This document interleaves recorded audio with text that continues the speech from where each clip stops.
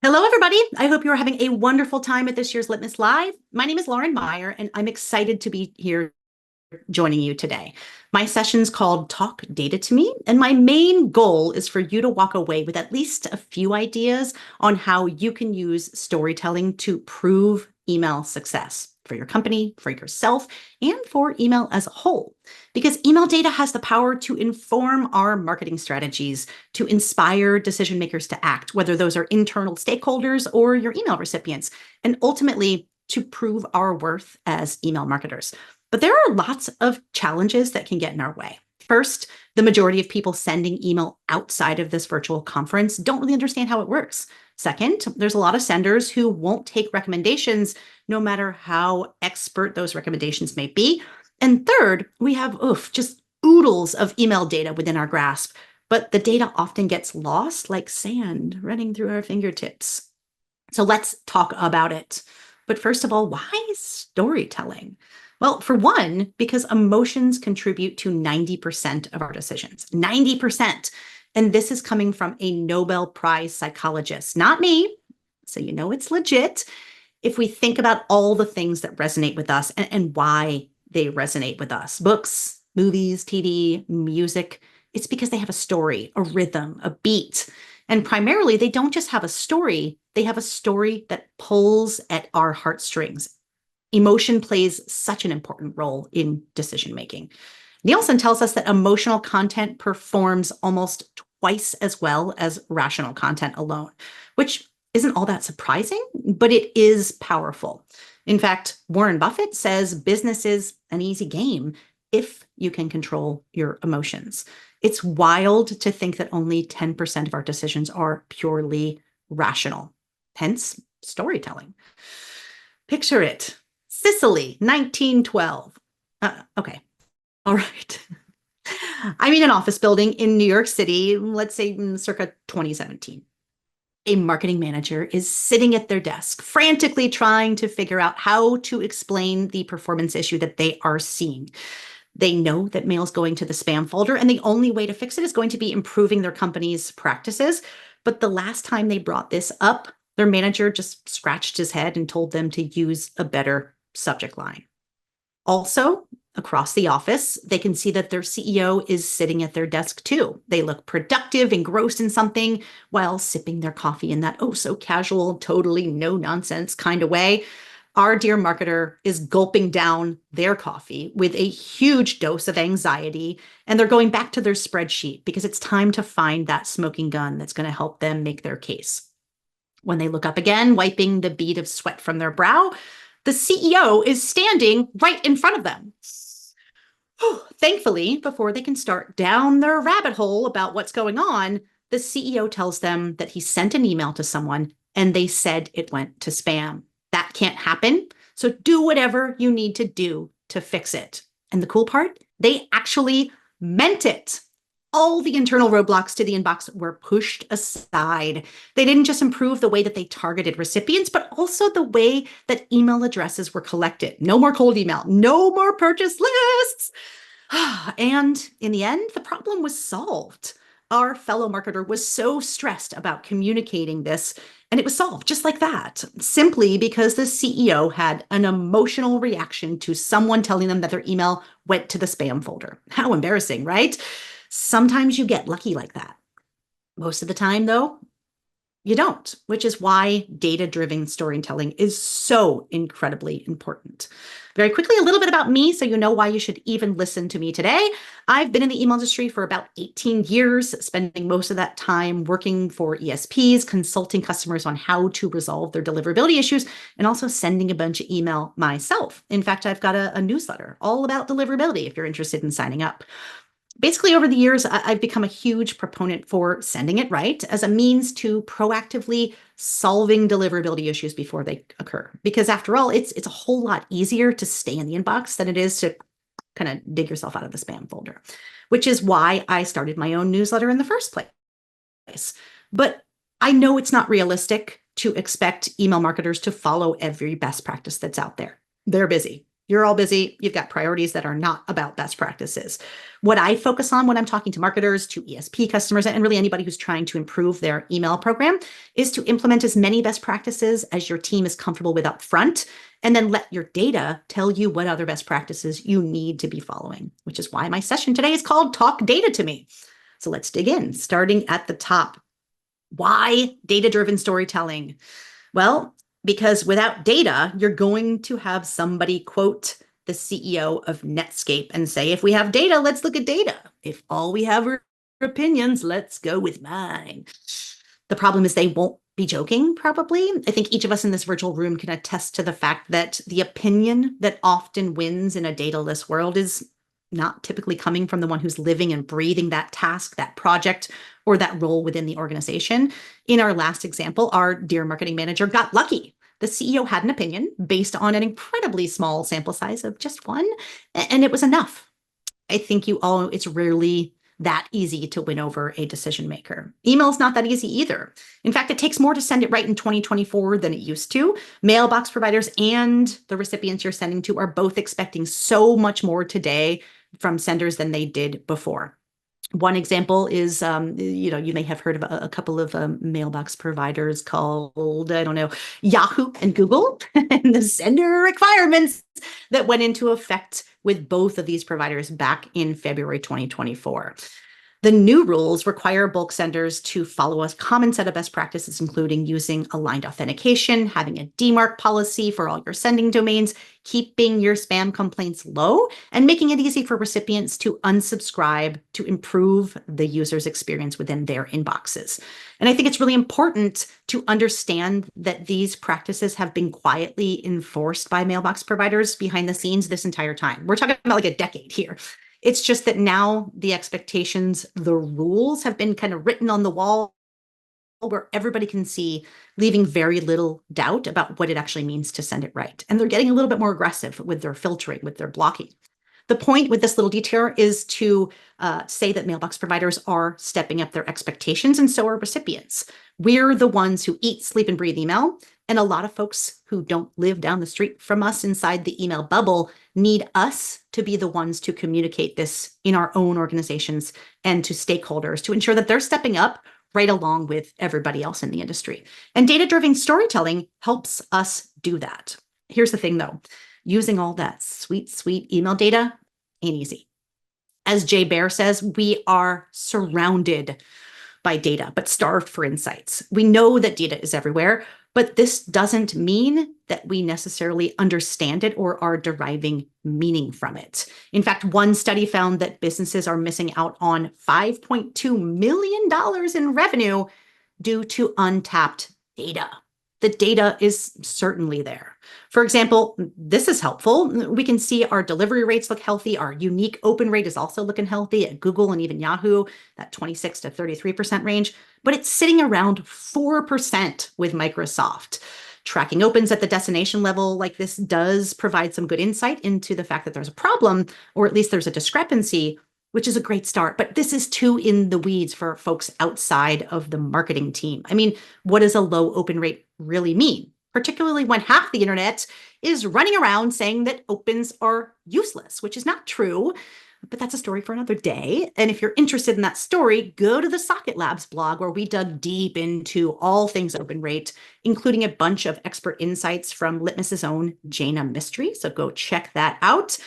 Again, this is a good start, but we need more context. Same thing here. We've got data coming directly from Postmaster tools, a staple in the email marketer's data stack. You can see where that beautifully long green line moves from orange to red, and you can see some spikes in that yellow line on the complaints graph.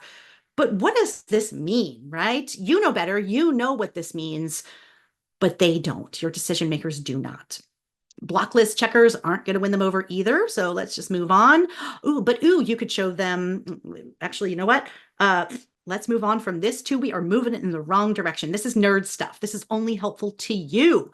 But a lot of times it looks more like this, doesn't it? All those data points lead to data overload, not data enablement, but it's worth trying to get past that point of overload because data is a tool for enhancing tuition, intuition.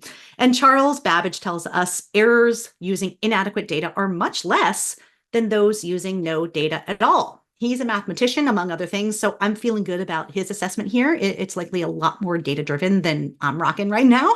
Ultimately, data are the summaries of thousands of stories. We just need to tell a few of those stories to help make the data meaningful. They help us go from this to this. Story mode activated. But like I said, this isn't easy. Tracking is harder and less accurate thanks to initiatives like Apple's MPP. We've got those new mailbox provider requirements I just mentioned, which are raising the bar on what it takes to reach the inbox consistently. We've got more tabbed experiences. Again, thank you, Apple. And of course, most of us are using outdated tech that was created a decade ago and simply is not keeping up with today's data overload. But that doesn't mean we don't need to use the data, because let's not forget this guy. If we don't find a way to make that data sing, he's going to replace it with those opinions of his. So let's talk about how to make your data sing. There are so many ways. You can use your email data to identify problems with the technical bits, your list quality, your sender reputation. Here's an example. On screen, we've got 3 sending domains, all using the same sender, the same exact mail. 2 were properly authenticated.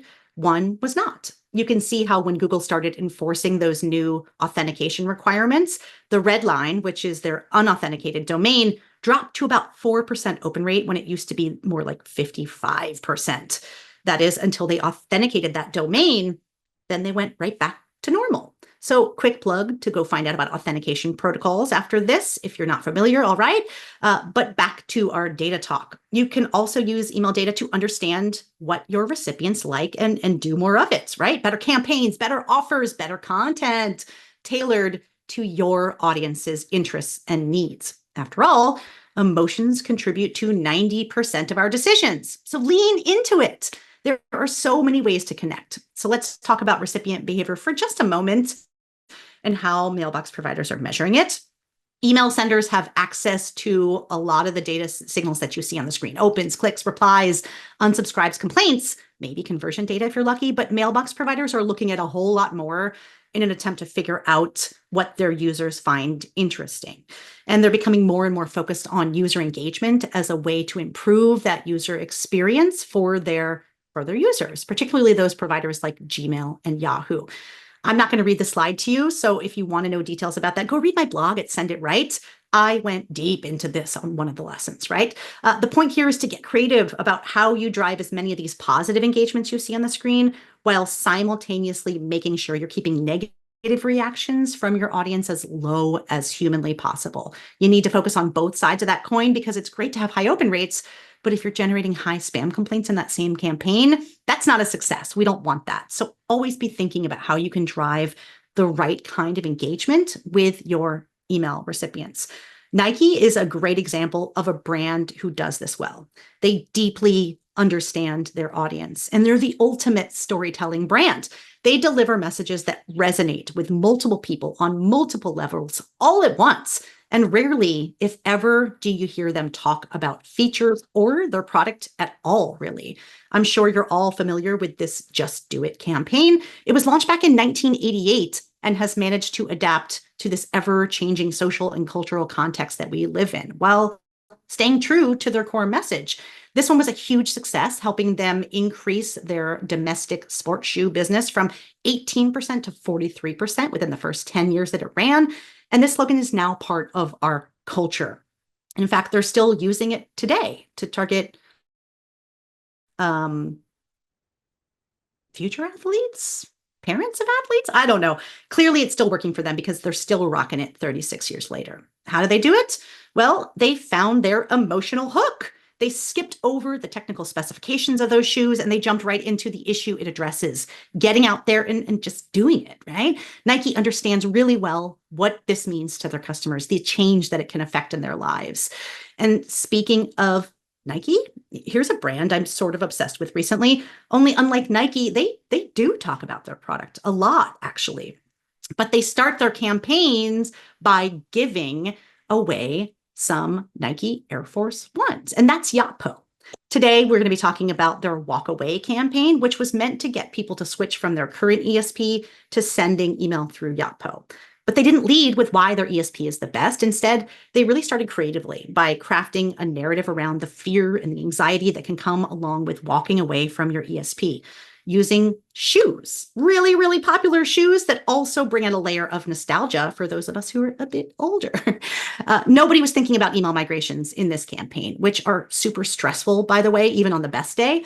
They made the idea of a migration seem fun, exciting even, by keeping people focused on walking away from the provider they feel stuck with in some cool new shoes, which helped them build excitement.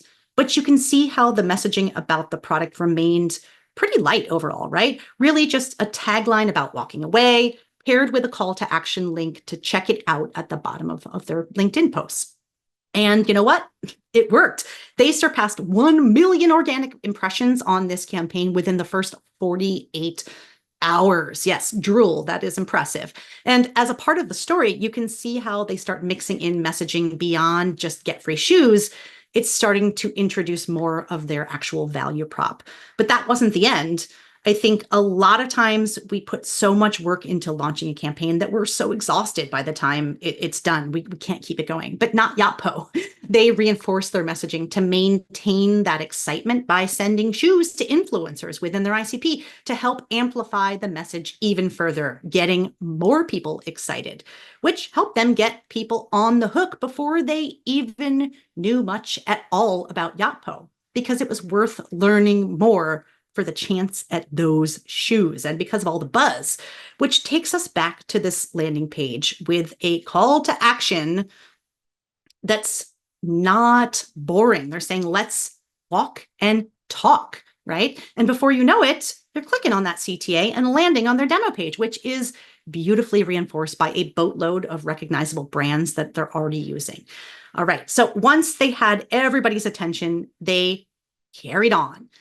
Here's their GM of email talking about shipping shoes, but casually also mentioning all the new features they've been shipping. And now she gets into more of those features in the messaging, which is paired with a mini carousel showing the new feature that they just released. And you know what? They kept going after that too. Here's Robin not only going deeper into the value prop, but also owning Yotpo's shit, if you will, right? She mentions that she's been there for more than 7 years. She acknowledges the fact that they weren't necessarily focused on the right things in the past, and then gets into how they provide value for customers, further reinforcing the idea that senders should walk away with their fancy shoes, heading right towards Yotpo. This is, in my mind, a masterclass in building excitement about a tech product by leading with storytelling, not features and technical specs. But this isn't the only way to make your data talk.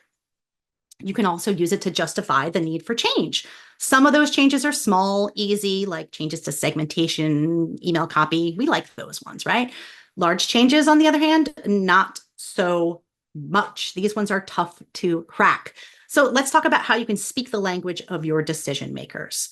Asking for things is hard for a lot of people because we're coming at them from a place of emotion. That's 90% of decisions, right? Well, that's mostly true for your decision makers too. We've got to channel what they get emotional about, not you. We got to speak their language, whatever that language may be. I don't know, man. I don't even know. For those changes that are larger and take more time, you got to show, not tell. Figure out the level of effort and then lay out exactly why what you're suggesting makes sense to do, even if it's going to be a total pain in the butt. This impact, not scare tactics or finger wags. Try to suppress your frustration about the problem or the lack of action that's being taken to fix it. Tell the story behind the numbers to provide context. Replace that technical jargon that we all love so much with data-backed insight into their email performance, and tie any deliverability issues you're facing to their impact on revenue, customer retention, maybe the overall business performance.